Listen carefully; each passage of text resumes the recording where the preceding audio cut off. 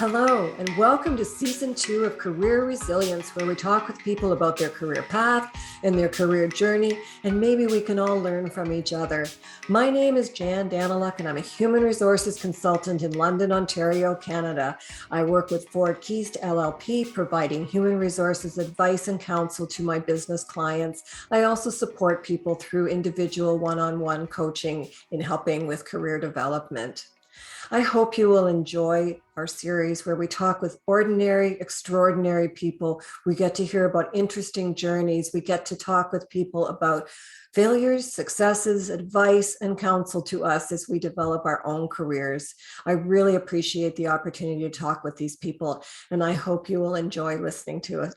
And now for some logistics. Please subscribe on YouTube, or if you're a listener, please follow me wherever you get your podcasts. And if you have a chance, I hope you'll visit my website, career-resilience.com. Welcome. My guest today is Krutika Patil. Krutika, welcome to Career Resilience. Thank you, Jan. I'm so happy to be here. I'm so excited you're here. I have so many questions for you and things to talk about. I had to kind of pare it down a bit, actually. But we're going to talk about your career as a lawyer. We're going to talk about the fact that you're a lawyer, but not in a law firm as people generally think of when they think of lawyers. Your experience as a woman of color in your profession. And we're also going to talk about being a mom. So we have lots of really neat things to discuss today. So because this YouTube and podcast channel sort of wanders the globe, I like to sort of position where people are. So where are you located? So I'm in Stony Creek, a small community essentially attached to Hamilton, Ontario. Okay, so near Hamilton, Stony Creek. And at the same time, you've done a fair amount of traveling and you even lived other places. So I just thought, why don't we just start with that? Where have you lived or traveled that affected you? For sure. So during my first year of undergrad, a speaker came and talked about something called LARSH and Intercordia Canada.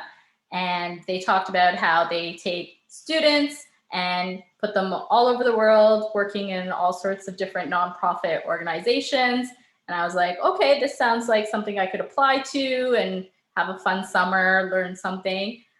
So essentially through that, I went to Ukraine and spent 3 months there. And I worked with adults with developmental disabilities. And it was absolutely transformative. I was super young, and their whole philosophy behind it wasn't that, oh, I'm there to volunteer, to help and to give, but it was just, you're there to be with people, to experience community, fellowship, and they call them enlarged core members. It's not that they're above or below you, you're all the same, you're all equal. And just, I think a lot of my life decisions going forward from that experience, it just impacted me in such a huge way. And I'm so thankful to have had that experience. And now obviously knowing what's going on in Ukraine right now, my heart breaks to think of the family that I lived with. You stayed with the host family. They're 5 children, the mom and dad. My heart just goes out for them, and I hope they're all safe. And hopefully this ends very soon. But it's a beautiful country, beautiful people, and it was truly just a transformational experience for me. Yeah, it's sad to see what's going on in our world right now. And it's nice that you had that experience, that you saw it and lived it and enjoyed it.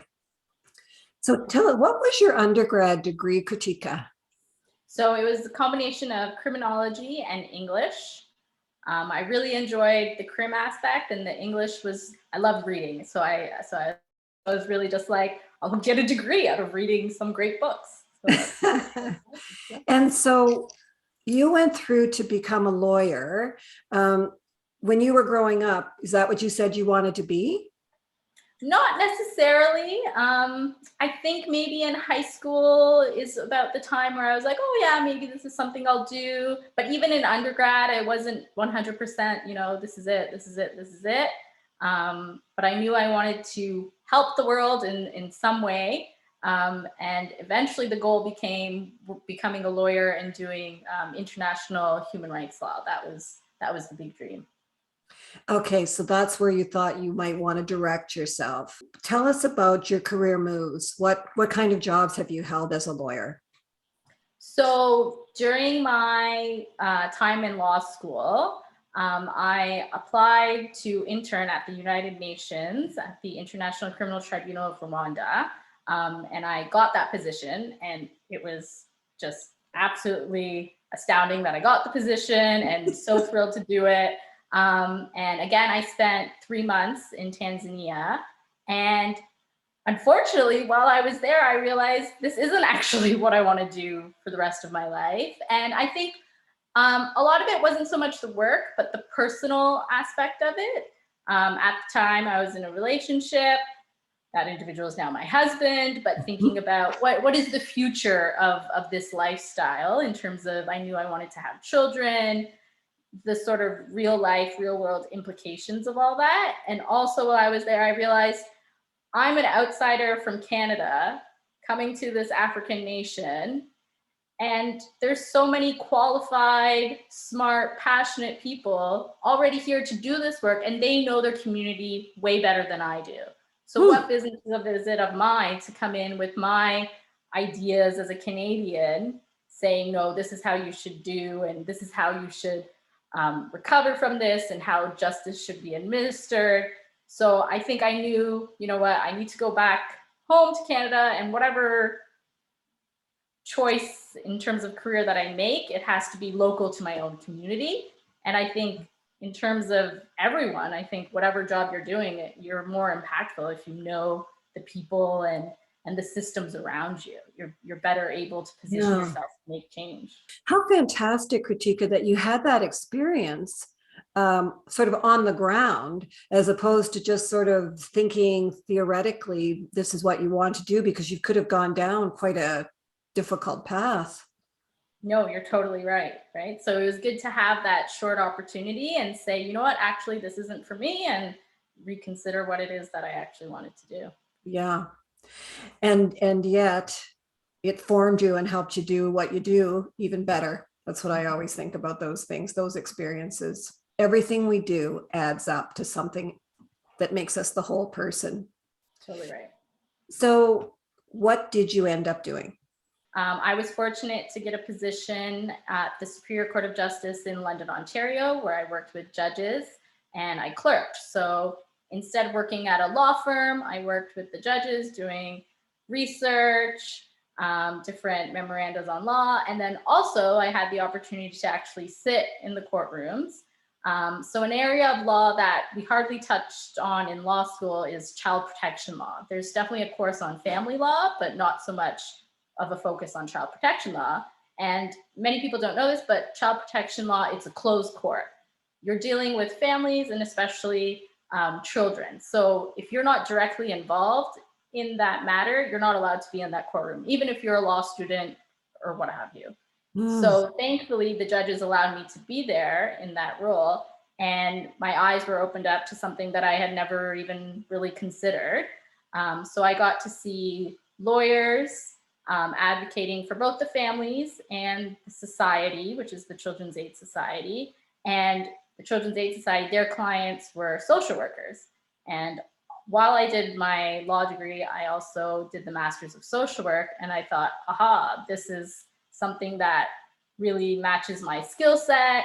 And in terms of the kind of law I wanted to do, I was always thinking criminal, family, something where I'm in court on my feet, not necessarily business solicitor work where you're, doing paperwork. So I said, okay, this is definitely something that I want to do. And I just fell in love with it. How did you fit in getting your master's, doing the role, getting your law degree? How did you do all that and stay sane? Time management. And I think even in, high school and growing up, we were always in a lot of extracurricular activities, busy. As you know, original kids, that all that sort of thing. So I think it was a pace that I was used to, and time management is super important. but yeah, you're just in it and you're doing it, and it's Mhm. almost like a little bit of PTSD, and you just blocked it out of your mind. You're like, well, it's done now. We've done it. Let's move forward. So when you were going through law school, does somebody sit down and talk about the different types of law there are and what you might consider going into? So for the most part, the University of Windsor was a bit different in that they did really advocate for social justice areas of practice, and also they had the unique combined MSW JD program, which not a lot of universities offer. So from that standpoint, it was still, I was exposed to those kinds of areas and career options, but the pressure to join big law firms is 100% there. So the big law firms would come, they'd have events and speakers and, you know, the razzle dazzle of it all. And definitely, you know, 80-90% of my peers, that's what they wanted to do. Not necessarily what they wanted to do when they entered their first year of law school, but by the time they were in their second or third year, they had sort of shifted more towards choosing those avenues of long-term career. Why do you think that is? I think the pressure is just astounding, right? It's just in your face, and this is what it is to be the best, and you've worked so hard, and this is the goal now, right? Were you ever tempted? Oh, certainly, 100%. Did I go to the events? I sure did. I even interviewed at a few of the bigger law firms in London, Ontario, and I ended up getting the clerkship. So it wasn't something that I had to sort of consider in terms of if that's what I was going to do. I think law is a very interesting profession, very challenging profession, very grueling profession at times. What adjectives would you put around it as a profession? I'd agree with all of that. I think it's very detail oriented. There's a lot of pressure.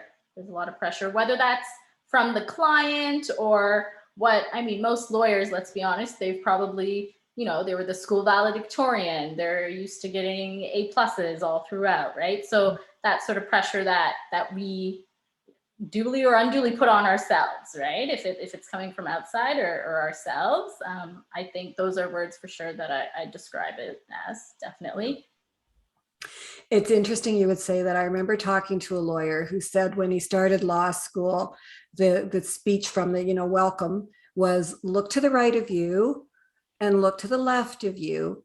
All three of you will be here at the end. and, and the challenge, because people are so, that go into law, are so willing and, I don't know, is it competitive? Would you say they're competitive type people? Oh, for sure. It's competitive just to get into law school. It's competitive just to finish it. And I think it's a culture that thrives on that competitiveness. Yeah. So where it's usually look to the left of you, look to the right of you, one of you will be gone. I like that all three of you will make it because of the type of people you are that are sitting in this room. And but the thing is then to find out what your fit is, I think is the big challenge, right? Yeah. And so tell me what you do for a living now. So after my clerkship, I got married and moved to Hamilton, and I was unemployed because I was determined to get my dream job as a child protection lawyer for a child protection agency. I wanted it to be as close to Hamilton as possible, but of course, these jobs usually, once they're filled, usually either the person retires or they become a judge. So once you have the job, you're in it for a long time. There isn't a whole lot of turnover. So thankfully, I was able to get a contract position first at Waterloo and then later on in Peel. And then I returned to Waterloo for another contract position. And these were all, I was covering mat leaves. So, you know, people who had gotten jobs and started to have families, and I was so thankful for that experience. And then locally in Hamilton, Ontario, someone became a judge and a permanent position opened up, and I applied for it and I got it. So what do you typically do on a day-to-day basis, or is there a typical day? But for the most part, my clients are the social workers.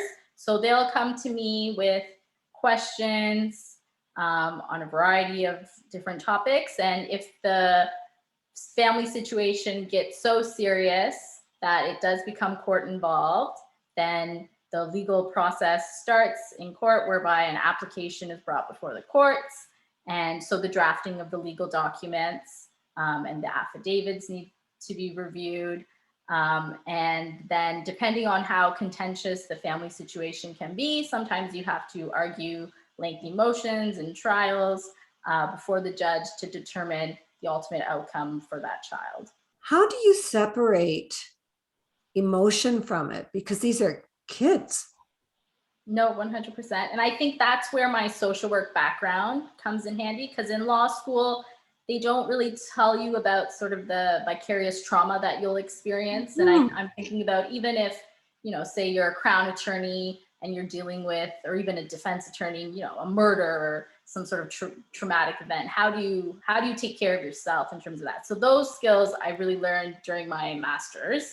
And it comes down to, the common things that we hear, taking breaks when you need it, having that support system. I'm able to talk to my husband. So that's been huge, all throughout. And I think it's important to have those people around you, even your colleagues, to talk to. But those skills really, they were focused on in the social work side of things, but definitely not in law. And I think that needs to change. Do you? Oh, certainly. I think there's this, idea that definitely the social workers are in the home, seeing the family face to face, and it's more of a direct impact. But the lawyers involved, you're still, it's the same set of facts that you're reviewing, and you do come across the families and the children. Sometimes they do appear actually in court, and you're right there with it, living it, right? So it's important to make sure you're taking care of yourself so that you can be better advocate for your client. We talked about big law, and I just wanted to make sure that we sort of define what big law is. And that is law firms that have a lot of lawyers, probably have a huge diversity of clients and diversity of law practices within their firms. And then we have the more boutique, which is the more niche law firms. And then, of course, solo practitioners, where they sort of dabble in this and that for their clients. So surely you have talked with your friends who went in the different direction that you did. And as you talk to each other, what do you say in terms of, this isn't what I expected, or this is what I expected?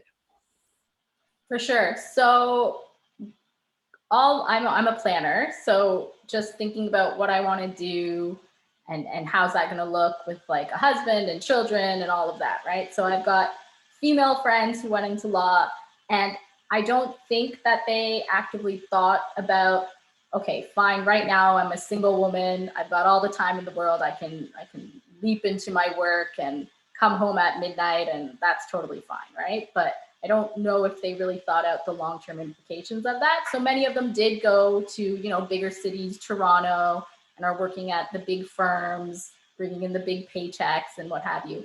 But now they're also starting to have families, and many of them are now, with their experience and taking into account that work-life balance, moving more into in-house. So whether that's for major corporations or what have you, but the in-house work takes away the pressure, especially working moms, of having to find clients, to do the schmoozing on the side. And a lot of that schmoozing happens late at night, on the weekend. That's also the time that you want to be with your children, right? So it's hard, and things are changing, but I think it hasn't totally shifted, for sure. How do you see things changing, Krutika? I think some of the bigger firms are taking into account, we do have more women here, and I know a coworker, she was the first one at her firm to get pregnant, and she was the one who had to create the mat leave policy.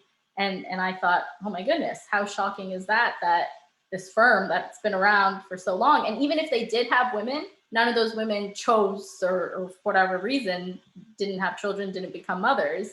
And she was the first one to do that. So, and the firm was receptive. They weren't weren't, saying, no, don't do that. They were open to it. And, you hire young women and you should, assume some or all of them are probably going to go on to start families, and therefore you should have this policy in place. But at the end of the day, she didn't return to that role. She ended up going in-house. I wanted to switch to talking about the fact that you're a South Asian Canadian woman, a woman of color. Have you ever run into any prejudice or any bias or discrimination throughout your career?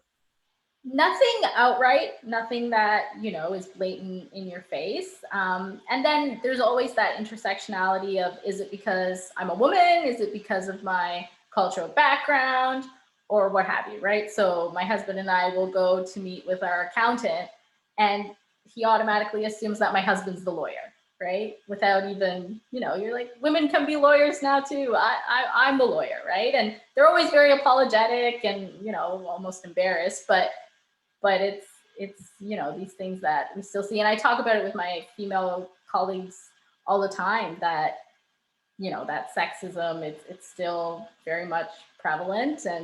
And if a man says something once, fine, the client believes it, but we have to say it 2 or 3 times and in different ways in order to be believed. I'm a bit surprised. Yeah, no, it happens. I'm sure it's less frequent than before, and it's not as blatant, right? It's not as blatant, but it's still happening for sure. Yeah. Along with that, you come from a very patriarchal society. How do you think things have changed for your generation in that regard? I think for sure, just again, speaking from my own experience and with friends who are, on the same career trajectory, having families and all that, I think to a lot of our spouses' credit, they really are stepping up in terms of the childcare and it's not, you're the woman, you're expected to clean the house and make the food and do the kid stuff. I'd say from my experience, my husband is 100% an equal partner and all that. And I think at the end of the day, we're both equally exhausted having full-time jobs and taking care of children, our little one and all that. So I think that is positive for sure. Are there still gains to be made? 100%. I love that you're both equally exhausted. That's fantastic. So that's a nice segue to moving into the fact that you're a fairly recent mom. And here in Canada, we can take up to an 18-month mat leave. Is that what you chose to do, or how long was your mat leave? So my mat leave, thankfully, was the full 1.5 years. And I can say, being in my position, that my employer had no issues with that. I didn't have to even give it a second thought about, oh, should I only do a year? Should I do 9 months? What have you? I can say that for colleagues in big law, boutique firms, what have you, it's not the same situation. Definitely the pressure, if it's spoken outright, I'm not sure, but definitely even if there's an unspoken pressure of, okay, you go have your baby and you come back as soon as you can. If that's 6 months, 9 months, but as soon as you can, you need to come back. And a year and a half, I think in those areas of law would be just laughable. Career limiting. For sure. Yeah. What do you think of that? That sounds kind of discouraging. Yeah, no, right? Like it's 2022 and that's where we're at, right? So it's not fair, and it's more male dominated too, right? Those areas of law, right? So if there are females, there's fewer of them, and even of those females, the ones choosing to have children are even fewer, and that's why you get often, the women moving to other areas of law or leaving the profession altogether. But do you think, though, that women in law are really supportive to women in law? Oh, for sure. There's definitely a bond and a sisterhood there, and you Yeah. make your connections. And Yeah. So that's really good to hear. Mm-hmm. Yeah. So you have a daughter, and I think that's lovely. So, what is her, since we're going to sort of be talking about motherhood, I think it's only fair to talk a little bit about her. What is her emerging personality? What are you seeing there? My husband jokes that she's just a mini me. She knows what she wants. She's clear. She's articulate about it. She's also 2, so that could be a little bit of that too. But no, she's doing just phenomenal. Oh, that's lovely. What's unexpected to you about being a mom? What was it that you thought, wow, I didn't realize it was going to be like this? Everyone says that like there's the love, you can't describe it, and you can't describe it. Like you just there are no words. And I remember you saying to me, and it's true, you know, that there's the love and the worry, right? And they come at the same time and at just so much of it, right? You know, Yeah. and it truly is, you know, your heart is outside of your body, and it's just wow, it's amazing. Yeah. Isn't that wonderful? So, I have the 3 questions I wanted to ask you. The first one is, what was the best career advice you received?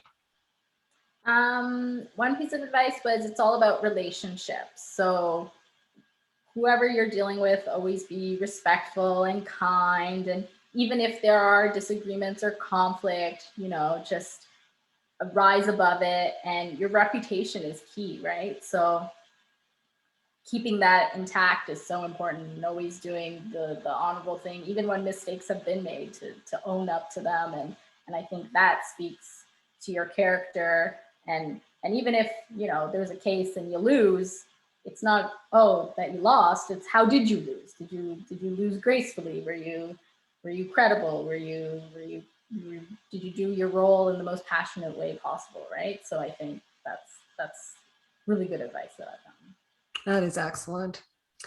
So, second, is there a book that you've read that influenced you, your style, or what comes to mind for that? So this book I got, like I said, I'm a planner. So I got this when I got into law school, and it's called The Sexual Paradox, Extreme Men, Gifted Women, and the Real Gender Gap. It's by Susan Pinker. And it talks about not just law, but the gender gap and divide between men and women. But it talks about even if you're in the classroom, you're in a math class, young girls are doing phenomenal in math. Naturally, they're just picking it up, listening to the teacher, doing really well. Then there's the boys who are horsing around, getting up to like no good. But then you look at high school, university, who's in those math classes? It's maybe a few women, few girls, but it's predominantly these rambunctious boys. But like as a culture and as a society, how have we allowed that to happen, where we have these bright, extraordinary women who are, for whatever reason, choosing not to go into the math, science, law, what have you, professions, right? They're being discouraged in some way. And what's that all about, right? And then the book also talks about the brain drain in law school, and in you know, women choosing careers in law, and how, you know, they'll work 5 years or something, and then they'll leave altogether, or shift focus, or, you know, how that happens. So Does it give some solutions to those challenges?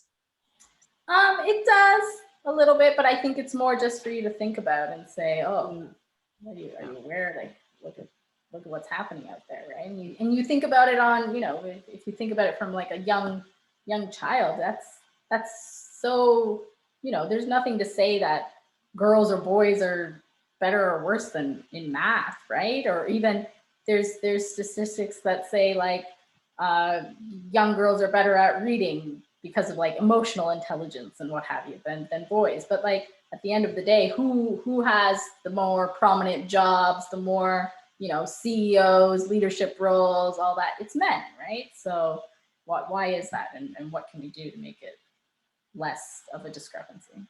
Yeah, that sounds like an interesting read. Mm-hmm. Thank you for that. And third, what advice would you give your younger self? Oh, my younger self, that everything's going to be okay. Not to worry so much.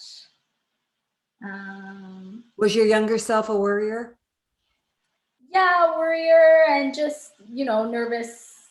It's not you've put so much effort into everything, and what if it just doesn't pan out for whatever reason? And you know, I've always said yes to opportunities and done that sort of a thing, but you don't know when you're young, right? And that's, and people Yeah. say that, and even when you're young, people say that, oh, everything's gonna work out. But like when you're there, you're just like, you don't know that. You don't know it's gonna work out. But yeah, no, I would tell my younger self, it's all gonna be okay. Yeah. And I should finish off by saying you were on Dragon's Den, Oh Krutika. my goodness, yes. Tell us about that. Was that scary? Honestly, I was so young. I was just like, oh, cool, let's go pitch our dad's famous Indian spicy tomato soup, and it was like a family thing, and it was fun, and we had a good time. But yeah, it was great. I think that's so cool. I've always thought that's so cool. I think that's what I wanted to ask you about. Is there anything that you want to say before we wrap up? No, just thank you so much for this opportunity, and um, I think anyone listening, just have faith in yourself and don't give up. Be Yeah. persistent. For sure. Yeah.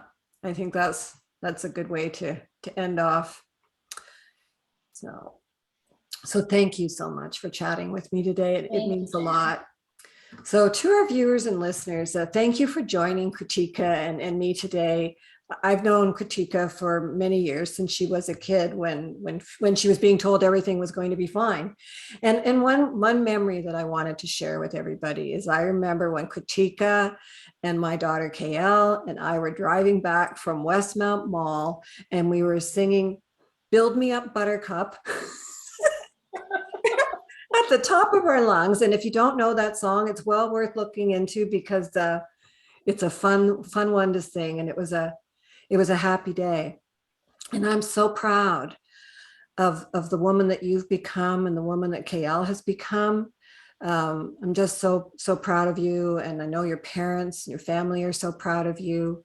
And it's just been delightful to chat with Krutika today. So please find us wherever you get your podcast. Follow us on YouTube. Please subscribe if you are so inclined. And or take a look at my website, career-resilience.com. And until we meet again, thanks.